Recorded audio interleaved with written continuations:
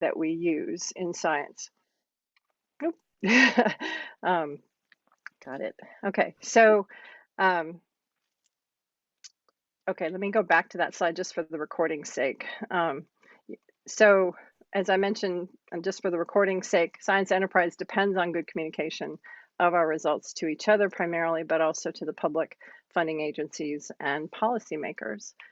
And so how do we do this? We do this in several different formats, and they each have their own individual purpose. A poster is sometimes the easiest thing to do because you can put it all in paper on a piece of cardboard or a big piece of poster board, and then you have it and you can stand in front of it and talk about it.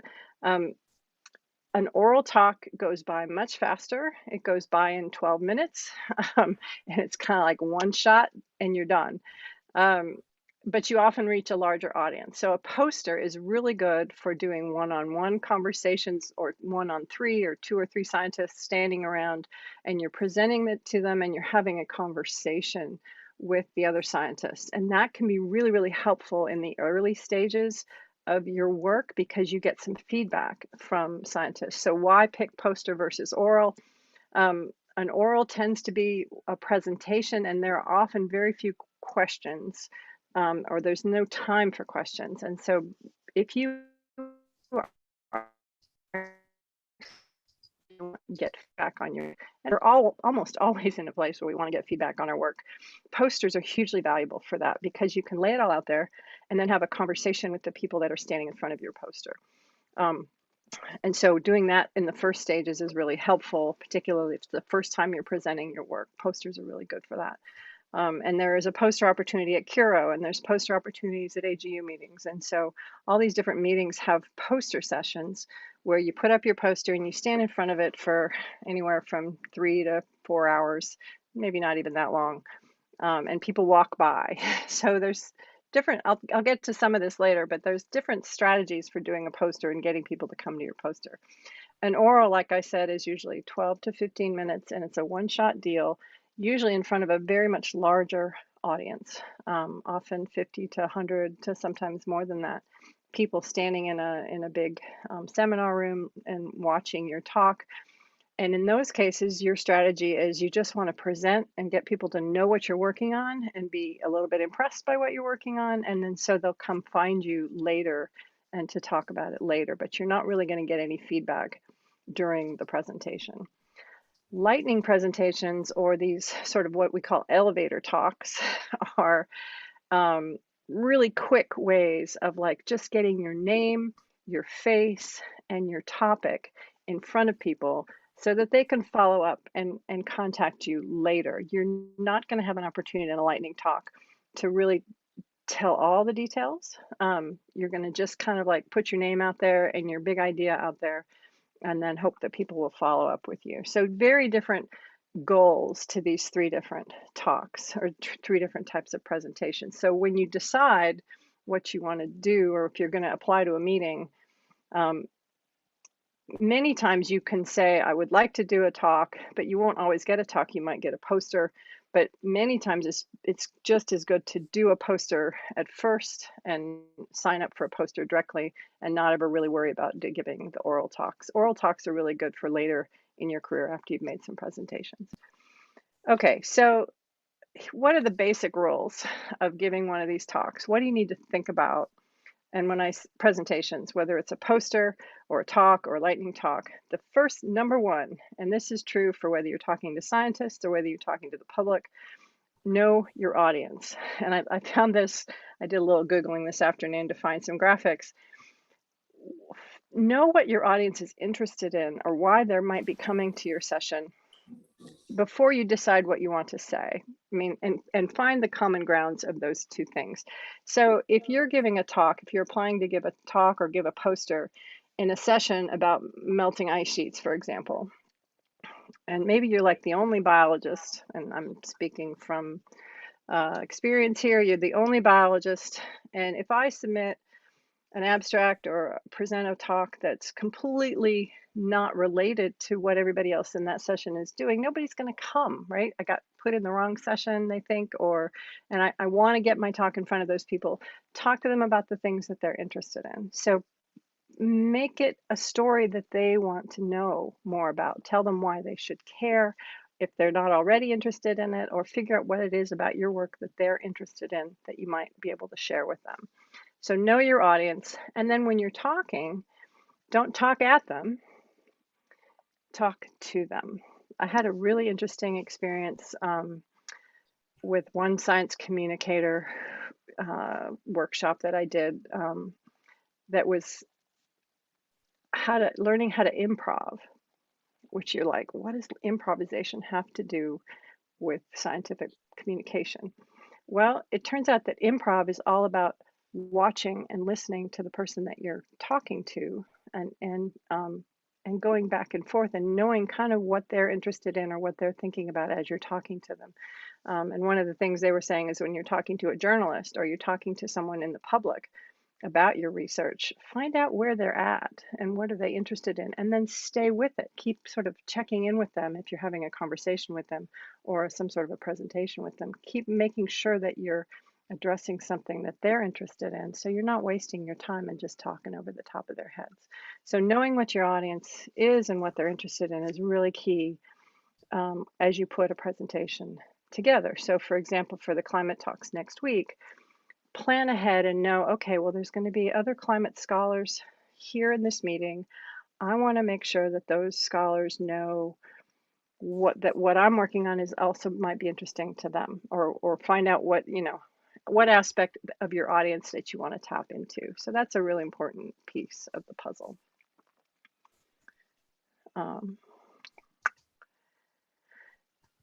Know what you want them to take home. So I made this little take home food container. What do you want them to remember? And deciding way in advance before you give your talk what you want them to take home helps you very much formulate and focus the talk that you have in the minutes that you have. And this is true for a poster talk or lightning talk. In all these three cases, knowing before you go in why you're giving this talk, what you want them to take home from it. So that should be the first thing you write down when you start to put a talk together is, what do I want them to leave this talk knowing?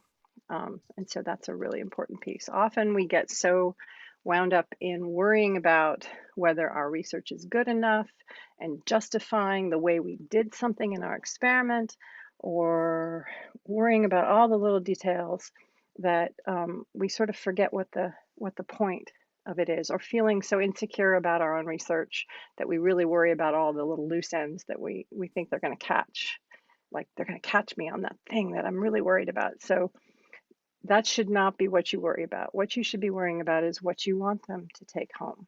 And I see there's some stuff in the chat. So, okay, there's sign up for lightning talks. Great. Okay, so a couple of guidelines. Tell a story. Okay, so again, as scientists, probably we weren't the kids taking the English lit classes, or we weren't taking the journalism classes, or maybe you were, and that's awesome. That means you have some good skills. So imagine that you're writing, if you're putting a talk together, imagine that you're writing a newspaper story. And how do you want your newspaper story to write? First of all, you need something that will catch the attention of the person. You want them to keep reading, right? You want them to keep listening. So you have to start your story with something that will grab their attention. And again, if you've thought about what they're interested in and what you want them to take home, you can kind of frame how to catch their attention. So say something that's big and important and splashy. And this is true whether you're writing a proposal, or you're talking to a journalist, or you're even talking to your grandmother or your grandfather about what research is you're doing. Start with something that's catching their attention, and then work through these steps of kind of how to tell a story. Focus on, what is your strong thesis? What are the evidence? what are some good examples, and then end with a conclusion. So don't just show them the last data slide and say, the end. Take 30 seconds to a minute at the end of your 12-minute talk, or have a box at the bottom of your poster that says what it is that you want them to take home. Be very clear about your conclusion. And this is where timing comes in too, because if you run out of time, you aren't going to be able to do that final ending conclusion. And so you really do want to plan your timing to be right too. So you make sure you get your conclusions. I can't tell you how many talks I've given or I didn't get to the end and I never got to make my conclusion. So make sure you do that better. I was going to tell the story about my first talk. I forgot to do that at the beginning. So let me back. Okay, should I tell it right now? All right. Let me go back to the beginning of what I was going to do, which was tell the story of my very first talk. My very first talk was my master's thesis research, and I had an advisor at the time who was a firm believer in the sink or swim philosophy, which meant that if I could swim, great, and if I couldn't swim, I would sink.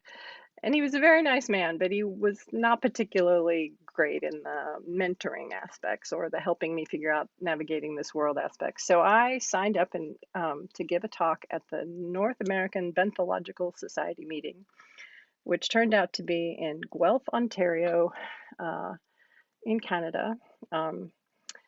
And it's my first talk, and it's about my thesis research. And so I put all my slides together, and I have about 40 slides because I'm telling the entire story of my research. And my dad, my parents were not academics, so we didn't really know what this was all about. And I was real close with my dad, and he says, well, you're going off to give a big presentation. We need to get you a proper outfit. And so he took me to the store and we bought a navy blue blazer and skirt, high-heeled shoes, and a very pretty little scarf. So I looked like I was about to step onto Wall Street or something. I don't know what. Anyway, so I have this outfit and I have my 40 slides and I fly off. I'm totally on my own. I go to this meeting and I'm very nervous. And I start to give my talk and I get through, first of all, about a third of my slides, because on every slide I decide to go into great detail about that slide, much more than my practice talk. I was very nervous, so I didn't stick to my script very well. Anyway, I got about halfway through my talk before the time ran out. Plus, I felt very strange because I was wearing clothes that nobody else in the room was wearing. I was female, most of the audience was male. I was completely out of my comfort zone. Fortunately for me, a very nice scientist came up to me, and I'm practically in tears by the end of my talk because I realized I didn't get through my talk and I didn't do it as well as I wanted to. And he takes me by, he didn't really, this was the 80s, so, taking me over my shoulder was still allowed back in those days, and I didn't mind it too much. But anyway, he was very kind. And he's, he takes me and he buys me some coffee and he talks to me about my research and he asked me all kinds of really nice questions about my research. He tried to make me feel better about my talk and better about my research, but it was a complete disaster otherwise, because two things: I didn't know my audience very well. I didn't know what to wear, and nobody had told me like how many slides to give in a 10-minute talk, or even that I should practice. So just so you know, you're not alone if you have no idea about how this should go. So let me carry on and tell you what I've learned over the last 25, 30 years of doing this. How do you help yourself give the talk that you want to talk? And so that's where I'm telling you, try to frame it, know what you want to say and know who you're talking to, and tell a story. And then the important thing is to try to tell it in the size of the box that you have, and practice, because it's easy to be nervous and like fall out of your practice lines and not be able to fit it into the time that you have. So let me tell you a few other things I've learned. One thing is to make sure that you don't get lost in the weeds. We all get lost in the weeds. I got lost in the weeds, worrying about all the little noodly details about your research.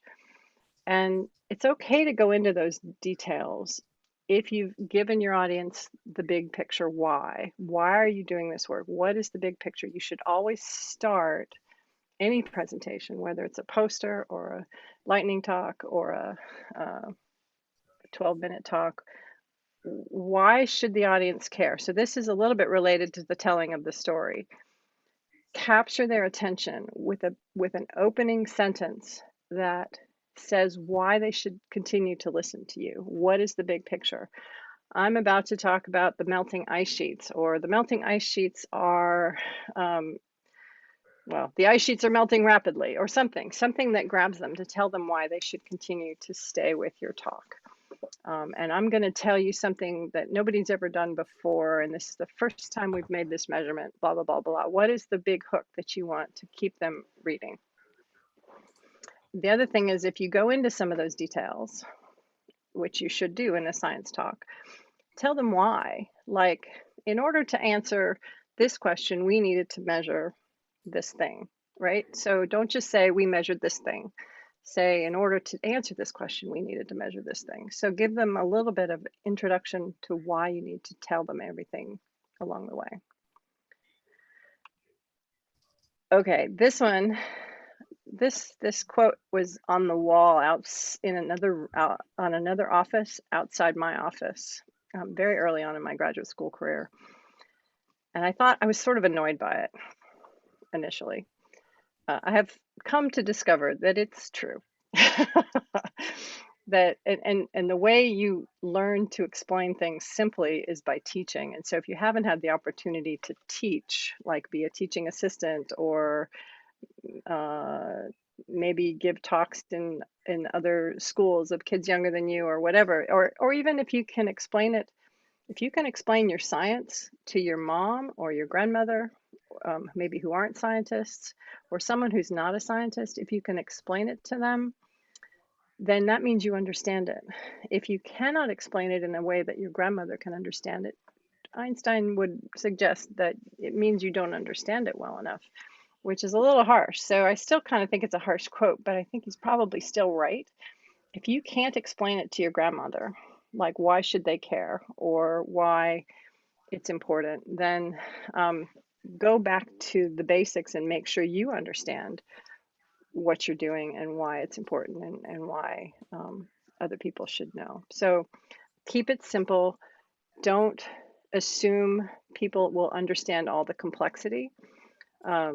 Again, even when you're talking to scientists, their science might not overlap perfectly with your science, and they may not know what you're talking about.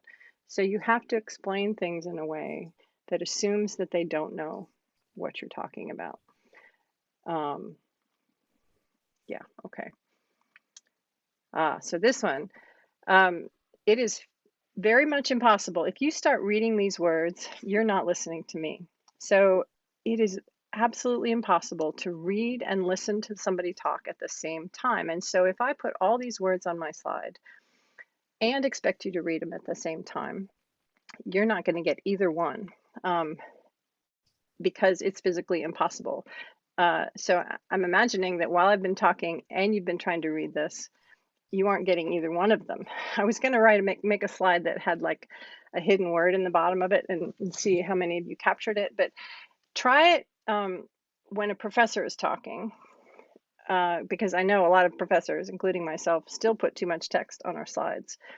But notice when a professor or someone else has put too much text on their slide, how hard it is for you to listen to their words while you're at the same time try to read. For me, at least, I have to turn off my ears to read the words on the slide, or I just have to close my eyes and listen to them talk. I cannot do both. And so there is absolutely no reason to put this much text on any slide. And I know PowerPoint will give you the opportunity over and over and over again to enter text as into slides and fill your text and fill your slides with text. And I have sat through many presentations full of text where the speaker just stands there and basically reads the text on the slide. And I cannot emphasize enough, if you learn one thing from this presentation, and Leslie will tell you, I have given her a hard time about all of her slides that have all of her text on them. Get rid of the text. And if you have to use text, use bullets, because if you can follow along with a single bullet or have, big text like this, that's okay, because it helps guide people's listening if they have little bullets of text. But please, never, ever expect someone to both read and listen to you at the same time. Most of us use text on slides, and I do the same thing, as a crutch. It helps you remember what you want to say next, and it lets you go through your logic as you would go through it if you had written the paper or if you had written the narrative. If you need the crutch, if you need the help, and all of us do if we don't have it memorized or talk from beginning to end, if you need it, put it on some 5x7 cards or 3x5 cards so that you have your narrative in front of you. It's absolutely no shame at all to have a card in your hand when you're giving a talk, or even a piece of paper, 8.5 by 11 piece of paper. Have your narrative written out if you want it to be written out, but don't make your audience try to read it at the same time you're reading it. Listen at the same time. So please avoid text. And this is true also for posters. I cannot tell you how many posters I have tried to work through where there's so much text. And even if the person is standing in front of the poster walking you through it, you can't listen to them and read the text at the same time. The only thing text on a poster is good for is if you totally miss the window where you're talking to the person, or where the person's not standing in front of it anymore. But I bet you, if you go to a poster session, I would challenge to ask you how many of those posters you read from beginning to end. You are not going to do that either, because we do not want a presentation of science that is the same as a written paper. That's why we go to meetings, is because we don't want to have to read the paper. We want to hear it given to us in an oral or a poster presentation. So avoid text is the big take home. If you need to use bullets, that's okay. But even on a poster, don't write big paragraphs of text. Always use just bullets to guide people's reading of your poster. And here's another one, use road signs. And this is also true for posters and oral talks. Tell us where you're going, tell us where you are, and tell us where you've been. Lots of road signs, lots of topic sentences, lots of bullets, lots of headers, and even numbering them from A to B to C to D to E, or 1, 2, 3, 4, 5 on a poster or on a slides is really helpful, because none of us can remember things as well as you would like them us to remember them. And so it's really helpful. And I know it feels like you're repeating yourself. It feels like you're babying your audience, but it never hurts to say, I just told you about the why, now I'm going to tell you about the what. Or I just told you the measurements that we made, now I'm going to tell you the results. Give those road signs as best you can as you're talking or on your poster as you go along. It really helps. And the main reason you do that is for this. I love this picture of the cat in the hat trying to juggle all these different things. If you're giving a 12-minute talk and you give somebody a critical piece of information in minute 2, and you expect them to believe that or remember that critical piece of information in minute 2, by the time you get to minute 10, they're not going to be able to do that unless you've told them, okay, I need you to remember this. But even when you tell them, I need you to remember this, they're very likely to forget 10 minutes later. Our brains don't work that way. We cannot hold more than 2 or 3 ideas in our head at the same time. And so if you need them to remember, you know, topic number 2, bring it back up when they need it. Don't make them hold on to it and juggle it up in the air and keep things in the air until you get to the end when they need it.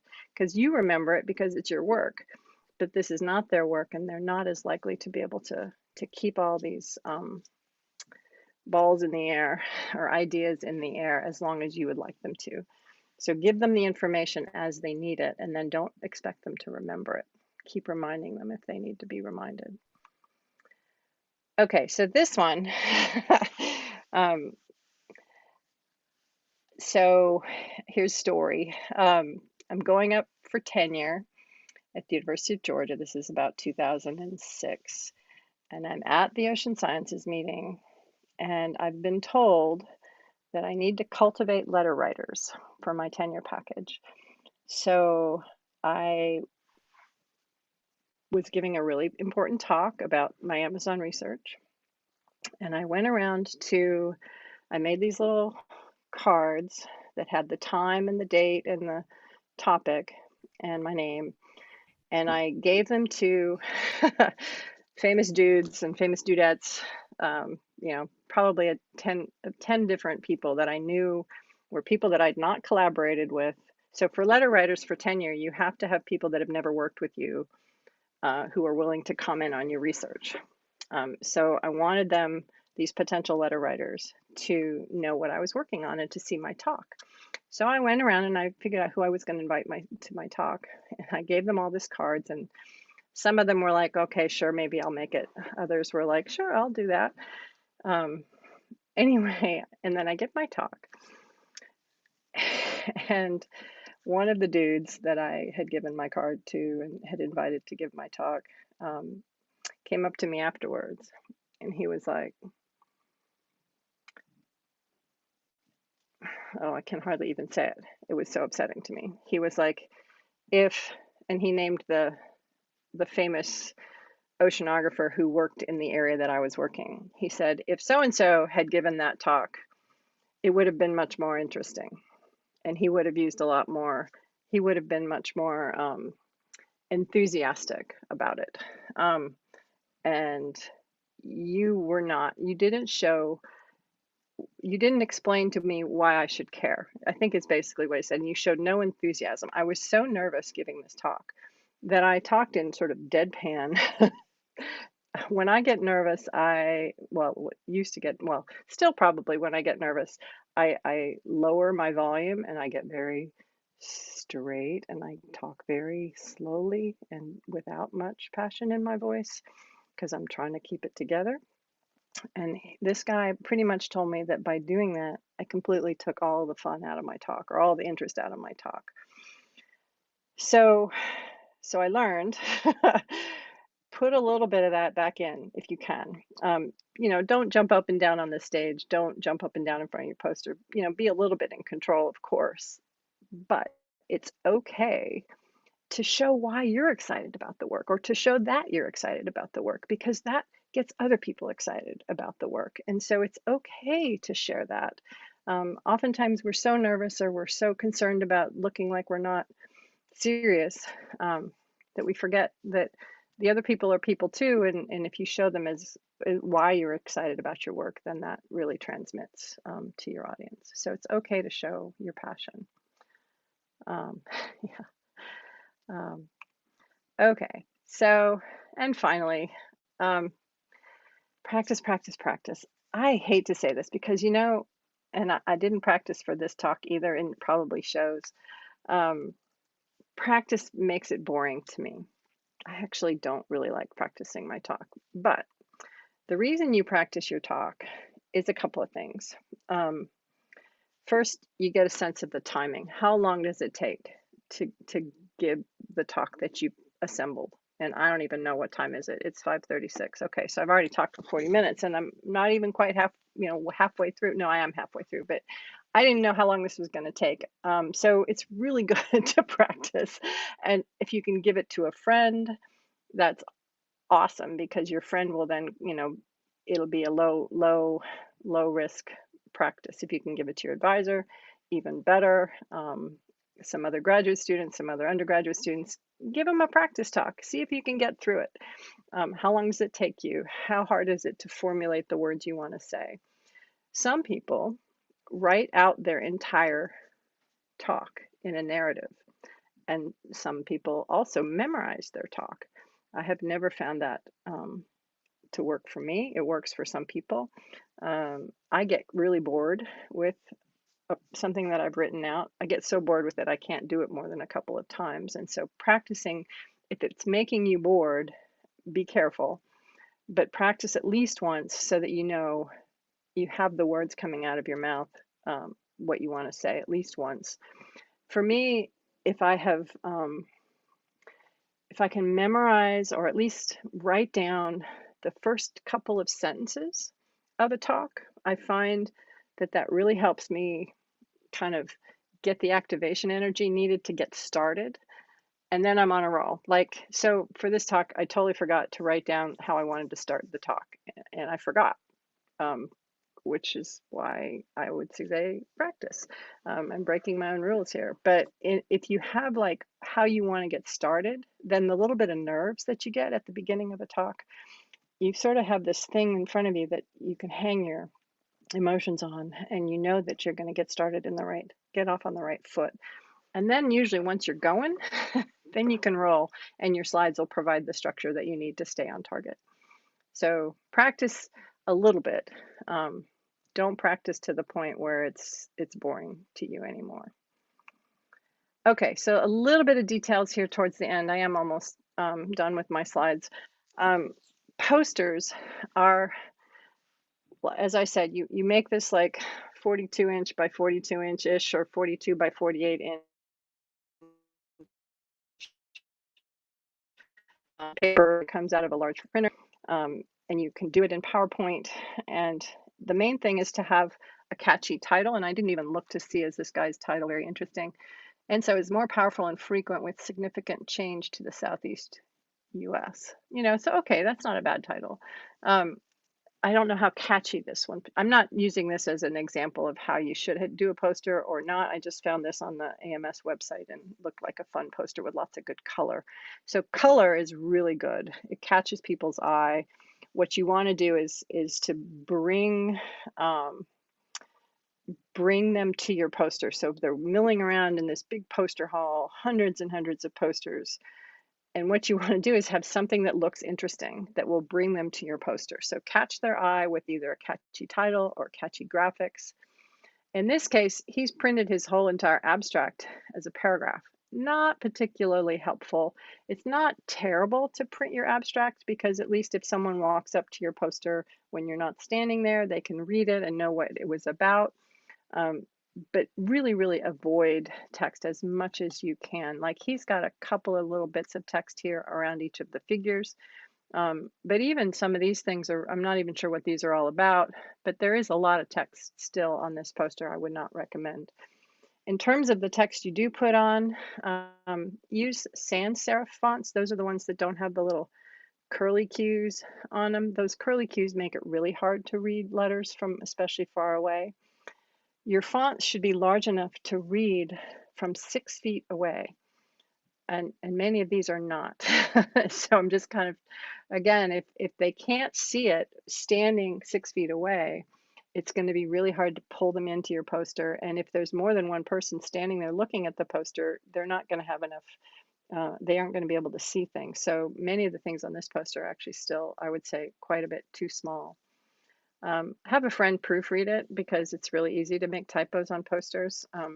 It's hard to see the whole big picture in PowerPoint, and so print it out as a draft and proofread it really carefully, because the last thing you want to do is be talking to somebody famous in front of your poster and have them go, "Oh, you misspelled oceanography." So when you stand in front of a poster, the general practice, if you've never done this before, is to start in the upper left and work towards the lower right. That's kind of, again, we're sort of reading through. It doesn't have to be that way. If you're using road signs, you can guide people's eyes with numbers or letters another way, but generally the tendency is to start in the left and work to the lower right. And then here's the deal with posters. Even though you've got it all written down there, people still want you to walk them through it. So they'll walk up to your poster and they'll say, "Tell me about your research." And so even though you're like, "Well, can you just read the poster? I just worked really hard on this poster. Can you just read it?" They're not going to want to read it. They want you to talk them through it. So now you're actually giving a little 12-minute talk in front of a single person. And you may give this one, 10-minute talk in front of 10 or 12 different people over the course of the 2-hour poster session. So practice this narrative. How do you want to lead them through your talk? So first, again, you start with the big picture. You say, why are you doing this? What is your main point? What is your take home? Science is not a mystery novel. It is absolutely okay not to save the conclusion until the very end. You can actually tell them the conclusion at the beginning of your talk. You can say, this work shows that El Nino is controlling the anchovy population off the coast of Peru. And here's how I did it. So you start with the big picture, you start with the final conclusions, and then you walk them through the process of how did you get to that conclusion. And again, practicing a narrative or having a plan for how you're going to walk them through it is really helpful. And after you've done it once or twice, the rest of them are all going to come really easily. But so practice on a friend, walk your friend, walk your mom, walk your roommate or your office mate through your poster before you put yourself in the middle of a poster session. Dressing. Okay, this is a huge conversation item. How fancy should you dress and what should you wear? It depends on the meeting a little bit. In oceanography and in climate science, we tend to be a little more casual than other sciences. If you go to a biochemistry meeting, you're more likely to see people wearing suits. Oceanography and climate science geography is a little less formal, but you still want to be very neat and comfortable. So high heeled shoes are kind of not a good idea. Really short skirts I wouldn't recommend because again, you're going to be worrying about how you look and not about the science. So whatever you wear that's neat, I like to be like nobody notices what you're wearing. I like to be kind of neutral in what I wear. Clean, tidy. I guess the word is professional, whatever that means, but don't be like, I wouldn't wear really low cut anything. Maybe tie back your hair if you have long hair. Lots of people like to comment on my hair, which drives me crazy. So tie it back, just make it a non-starter, a non-conversation piece, and then wear clothes that are comfortable for you, but not going to detract or distract from the poster. You really want the poster to be the attraction, not you. And I say that being a woman in science who had to deal and navigate with that space, but I think it's true for all of us, not just the women. You just don't want them to notice your clothes. You want them to notice your science. Oral session. So this is what an oral session looks like. You're standing at a podium in this very large room with a giant screen, usually pretty far away from you. And sometimes if you're lucky, you'll have like a laser pointer that you're shining on the screen. This is like a nightmare in action.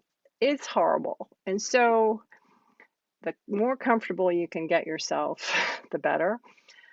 Use the laser pointer very sparingly because if your hand is shaking, everybody's going to see that the little green dot is vibrating on the screen. So use the laser pointer very sparingly. Again, think about your opening line because people can walk in and out of this room. If you don't catch them at the beginning, they'll get up and walk out, and boy, is that annoying and distracting. But they will if you haven't got their attention at the beginning. So again, a catchy beginning, tell them why they should stay, what your main take home is. And then as you prepare your slides, this is a horrible slide. You can't even possibly read what the point of this slide is. Avoid text, use bullets, make the font big enough so you can see it from the back of the room. And then a good guide for timing is about 1 slide per minute. So if you have a 12-minute talk, don't use more than 12 or 15 slides. 15 is like the upper limit, and that's if you have a really like basic photo slide or something at the beginning. So 1 slide per minute, very simple fonts, very small amounts of text, lots of big, bright, bold graphics. And again, think about giving your talk in this giant room to these people that are sitting this far away from the screen. And again, dress neat but comfortable. Again, high-heeled shoes or something that's going to make you kind of wobbly as you go up the steps onto this platform. You want to kind of avoid those kinds of things.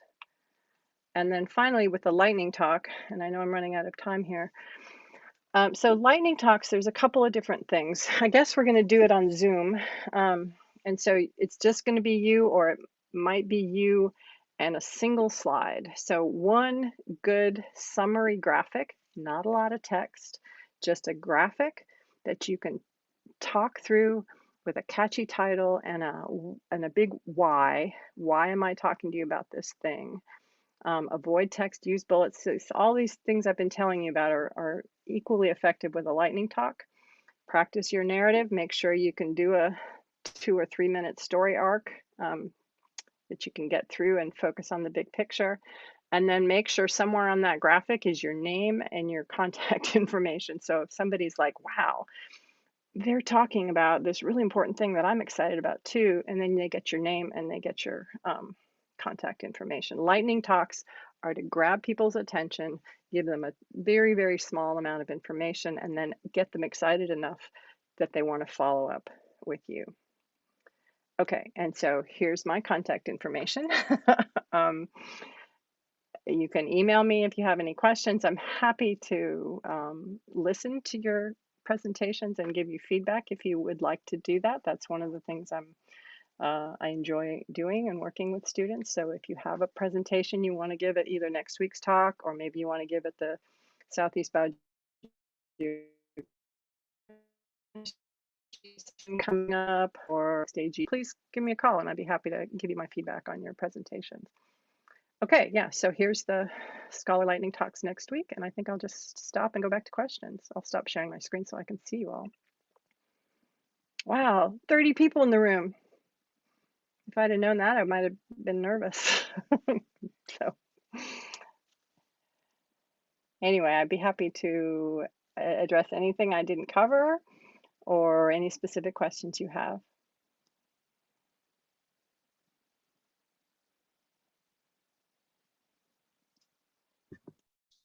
Hi, Dr. Yager. I actually have a Hey, question. Malcolm. How are you? I'm great. Great to see you. Great to see you as well. Um, if I sign up for next week, can I say something if I don't have a poster board, or is it only for poster boards?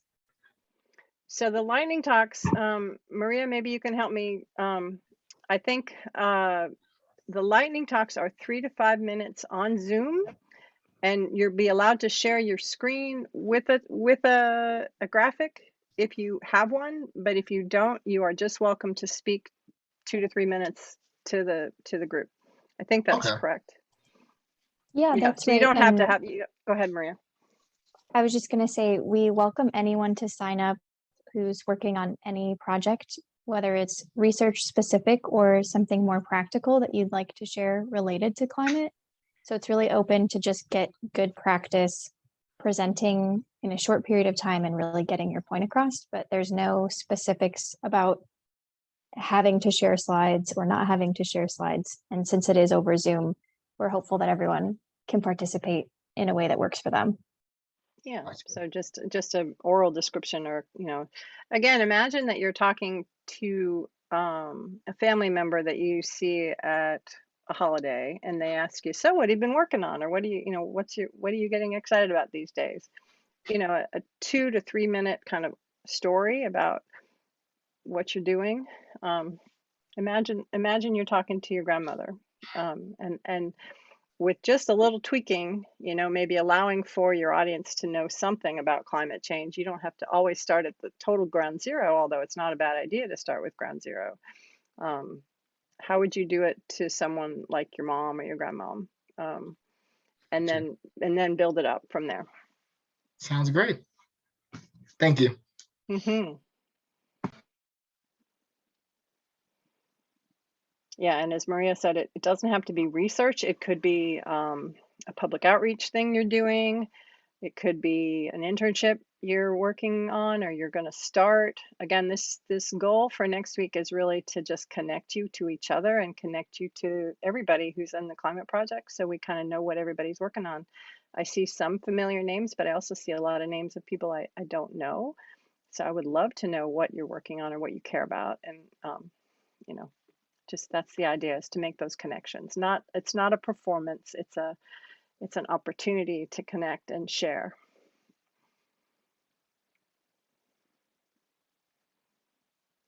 So how many of you have given a presentation before, and how did it go? Like, what did you do well and what did you wish you'd done differently? I can't be the only one who's given a disaster of a talk.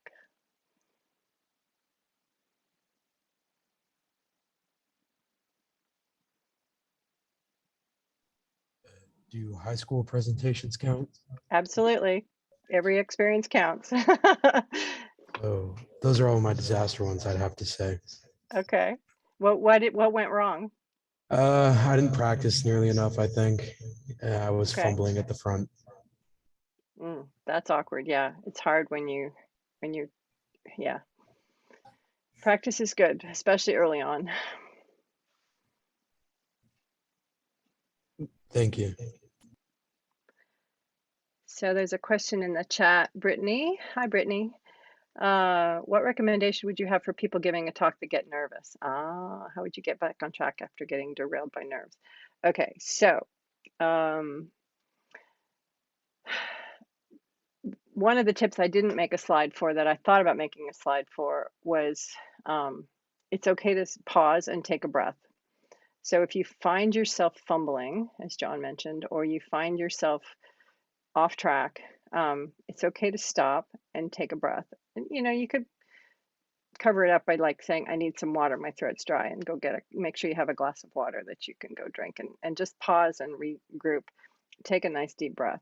I will tell you, before a big talk that I give, and I am nervous, there's this little, I don't know, what do you call it? Trick, I guess. So there's this whole thing on power poses, and you'll be like, oh, Dr. Yager, you really didn't go down that road, did you? And I was like, okay, so this idea of power poses, body language, how do you reduce your stress levels and increase whatever it is that keeps you calm and powerful? There's these things called power poses, and my favorite is the Wonder Woman pose, where you put your hands on your hips or you put your arms in the air. And there's a TED talk about this that I happened across, I don't know, probably 10 years ago, and I think it's been debunked, but it still works for me, mostly because the suggestion is that you set your phone timer for 2 minutes, you stand in the restroom stall, close the door so you're by yourself, or you find a quiet corner in the meeting somewhere, but there's never a quiet corner in a meeting. So I usually go in the restroom and close the door, and you stand and do the Wonder Woman pose for 2 minutes. And you're like, 2 minutes? Okay, but 2 minutes, really. And most importantly, what it does is it forces you to breathe slowly and just pause and get yourself together. And I do this literally within 10 minutes of going on for a talk. And it helps, mostly because it just lets you focus and center and gather your wits. I don't know about the whole thing power pose, but I do believe that if you are standing, if you're crossing your legs and you're crossing your arms and you're kind of leaning hunched over, that there is something that if you're versus standing up straight, looking like you're confident. So putting your body into a confident position helps you believe in yourself a lot, and it works for me. I don't know whether the biochemistry has been validated or not, but it does work for me that if I stand and think confidently for 2 minutes right before my talk, I feel better going on stage and giving a talk. So that works. And then pausing when you need to pause and sipping some water if you need to sip some water to center yourself. Because for you to just keep rushing forward and trying to get to the end, you're wasting an opportunity. So you might as well just pause and say, let me get my head together. Nobody's gonna think badly of you if you do that. They're gonna think, oh, okay, she's nervous. I get nervous too. They're gonna have a lot of empathy for you. And then if you do kind of settle down and then take off from there, that's what they're going to remember. They're not going to remember the stumble. They're going to remember what you said after you got yourself together. So be willing to take a pause if you need a pause. Hopefully that answered your question. I'll see if I can find the link to that TED Talk. I think it's Ann Cuddy or something Cuddy talks about power poses. And it works for me. All right, let's see. Tomorrow says, I gave a presentation at my undergraduate university. I wish that I would have slowed down and engaged with the audience more. Right, so engaging with your audience is really valuable. And so if you're giving a talk in front of a poster, if you're talking to someone in front of a poster, you can pause and engage with them and say, you can always say, does that make sense? But that's not always the best question. It would be like, what do you think of that? Or does that, I don't know how it would depend on what you were talking about, I guess, but engaging with them and asking them if they're following along with you, or what do they think about that you just presented to them. Getting them to talk and have a conversation is always better than just talking at them again. And I really think talking with somebody and presenting to them and engaging them is really, really beneficial. And you'll have an audience, especially if you're talking to the public, like a Kiwanis Club or something like that. You engaging with them, knowing what they're interested in, asking them how do they feel about this, that, or the other is really an effective technique, because you're having the conversation rather than just, just the lecturer talking out the side of their mouth. Okay. And I gave a presentation on Huntington's disease yesterday, and I was super nervous. I felt I'm required had a hard slowing down so I can grab all my thoughts together. Yeah, so totally hear you. This is, practice helps. Having fewer slides so you don't feel like you have to rush to get to the end. Putting your conclusions at the beginning of your talk and saying, people that have heard me give seminars know that I do this. It's a technique I use. And I'm like, sometimes I don't get to the end of my talk, so I'm going to give you my conclusions right now before we even get started. And then they laugh. And then oftentimes you're now relaxed enough and you get to the end of your talk anyway, but you don't have to worry about, are they going to know what the point of your talk was? So go ahead and give them the conclusions at the beginning. And then that way, if you get bottled up, you've at least gotten across what you wanted to get across. Oh, there's the Amy Cuddy. Thank you, Mackenzie. Yeah, Amy Cuddy. Your body language may shape who you are, and your language. Yeah. So, yeah, thank you for that. I think that is the power pose. One of my professors has asked if we're picking up what he's putting down. I don't understand that. Harley, do you want to tell us what that means?